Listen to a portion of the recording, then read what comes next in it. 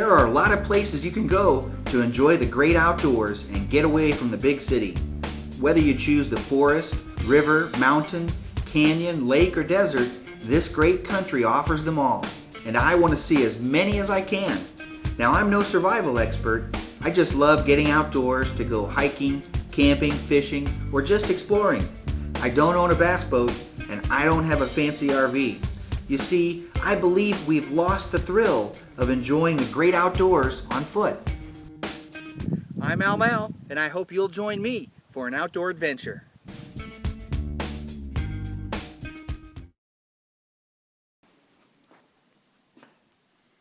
Okay, this is the 5-gallon bucket cache that's going to contain a lot of valuable survival essential products. And you know, this is not just for a wilderness type of situation. This is certainly contains items that would be helpful in the event that you find yourself in an urban environment. And the idea is to put all these items that you see here in the 5-gallon bucket and have this in a very readily accessible place, maybe in your garage, maybe inside your house, that everyone in the family knows about. Because you just never know when you're going to have to leave your home immediately, and it'd be nice if you could grab something like this that contains some items that are going to be very helpful to you. So get yourself a good 5-gallon bucket, a sturdy one, whether you have some old pool supply buckets like this one or one from the hardware store. A handle like that makes it even nicer. Aluminum cook pot. This is about a 4-quart cook pot. Comes with its own handle. It's going to be great for boiling water. Also cooking meals that would be large enough for the entire family. Next to that, I've got an alcohol soda can stove that I made. Another video for that. Comes with the stove stand and a little container for that. Next to that, you got your Clorox bleach. Now remember, for Clorox bleach, the recommended mixing is 8 drops per gallon to make drinking water. Again, this bucket is great for storing water as well because it has a very tight fitting lid. So 8 drops per gallon with the bleach. Mix it up real good. Let it set for at least 20 minutes or so before you drink it. A bottle of heat. Now this is the fuel for the alcohol stove right here. 12-ounce bottle. Now that'll allow you to boil quite a bit of water. Salt. Salt is something that's necessary, especially if you're in a situation where you're sweating a lot. And if you're in a survival situation, you're not going to find a lot of food sources necessarily that are high in salt. So it's something you want to add to your diet. Behind that, some green scrubby pads. I got about 5 or 6 there, along with dish soap. And really the antibacterial dish detergent would be what you really want in that situation. Moving across here, I've got a selection of Ziploc bags, 4 or 5 there probably, 2 different sizes, gallon size, half gallon, and then a real stout plastic container of emergency candles. I got about a dozen there with about 4 or 5, I guess, boxes of matches, and also a magnesium striker for fire starting in there. So that's going to give me emergency lighting. First aid kit right here. You know, a lot of different first aid kits. You can buy one that's already put together. I don't do that. I find some sort of an old fanny pack or little camera bag, I think is what this used to be. And then I just make up my own and put the normal basic items in there that you're going to have. But in this particular cache, one thing that you would want to add would be additional gauze rolls, larger bandages for bigger types of situations, and then make sure you have some razor blades in your kit as well. So many uses for razor blades. Again, in case you find yourself in a situation where you need something extremely sharp, sharper than your regular knife. Over here I've got a waste pack, and again this is a pretty large waste pack. It's got several big pouches, and again that's going to be good for taking some of the other components that I have here, and and again your situation, you may have to move around a bit, so you can carry quite a bit in that waste pack. Now I'm going to go back to this side of the table and start with some of the tools. Right here we have a small axe, again right inside there, a very small axe, and it comes with its own little sheath here. Has a pretty good knife on it as well. Next to that, and again I recommend carrying at least 2 knives, and you're going to see in this kit right here I've got 4, but again different purposes. This is a good field knife, comes with its own sheath, and also I've got a couple of razor bands on here and a sharpening stone underneath. Here's a good knife that I like for cooking, food preparation type of things. It's got a good heavy blade on it, good for chopping. And then a small neck knife, again to carry around. Down here I've got a folding saw for sawing wood. This will be great if you need to build yourself an emergency shelter. And I mean something like this is a pretty aggressive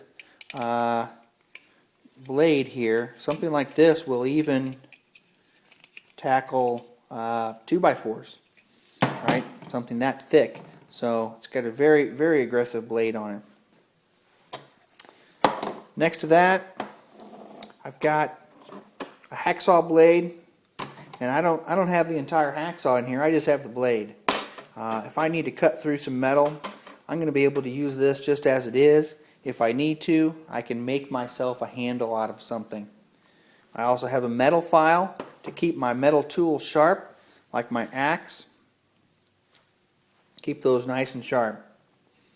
Above that, forgot to mention I have some sporks here to go with the cook set, and a Gerber multi-tool. We have needle nose pliers and a multi-driver. This is a real small one, and it has all the different bits inside. So any screwdriver purpose, I should be okay with that. Vice grips, a small pair of vice grips. These are really handy for a lot of purposes, but one thing in particular, if the handle becomes too hot to touch on the pot, it's also a pot holder. So vice grips are really good to have. JB Weld. Everybody knows 1,000 purposes for JB Weld. So you can imagine in a survival situation the many different purposes that you could find for JB Weld, whether it's repairing things, mechanical items, building shelters, who knows what. Next to that, I've got a little box here of miscellaneous screws and nails, and actually some loose wire in there. Again, various screws and nails could be used for a lot of purposes, barricading yourself, building shelters, that type of thing. Got a can opener, some chewing gum. Now the chewing gum is for morale, right? And when you're in a situation that's a survival type situation, having something to boost your morale is great. So that's going to serve that purpose. But there's also a lot of other uses for chewing gum as well. Moving right along, I have a telescoping fishing pole right here. That's a spinning rod, and a matching reel spooled with 8-pound test line. 8-pound test is something I found to be pretty universal, something that I could use to catch multiple species of fish in lakes and rivers. And to go with that, I have an extra, this is 700 yards of line. Now this is inexpensive line, but it's also 8-pound test, because again, in a survival situation you may need to be making limb lines, bank lines, that type of thing. This can also be used for clothing repair and also to build your shelters with if you need to. So 700 yards is a lot, but it wasn't very expensive, and it has a million uses. Below that, I just have a real small tackle box here that has a few basic things in it. And on this side we've got some hooks and weights, got some treble hooks, some single hooks. And then on this side I have a few lures, I have a few floats, I have some feather jigs, I have some spinners right in here. So just a very basic assortment of tackle. Next to that, some duct tape, self-explanatory. Duct tape, JB Weld, you can fix just about anything, right? Here I have some 24-inch steel fishing leaders. Not necessarily for fishing, but a lot of other uses that you can have these for. One is to build snares if you need to secure yourself. So a meat source, some string. I've got mason line here, which could be used in conjunction with the steel leaders to make yourself some snares. I've got an aluminum foil. I got a little stack of foil here. Now this is 25 feet. That's a whole box, small box anyway, of the aluminum foil that I took and I pulled it off in about 18-inch sheets and folded it up into these small little pieces like this. And again, I'm going to use those for cooking, and also perhaps even a windshield for the stove. A lot of great uses for aluminum foil. A couple of inexpensive flashlights right here with the batteries kept separate right here. I don't want to leave the batteries in the flashlights for an extended period of time. So they're separate. Plastic. Now there's a lot of plastic in here. I also have a couple of emergency blankets, the silver ones right in here. They're the cheaper kind, but they're going to be just fine. But several different types of plastics. Now this is a painter's drop cloth. It's 1 millimeter thick, 10 feet by 20 feet, which is much larger than your standard blue tarp that you might carry. It's lighter, takes up less space, and will cover more surface area if you need to build a shelter.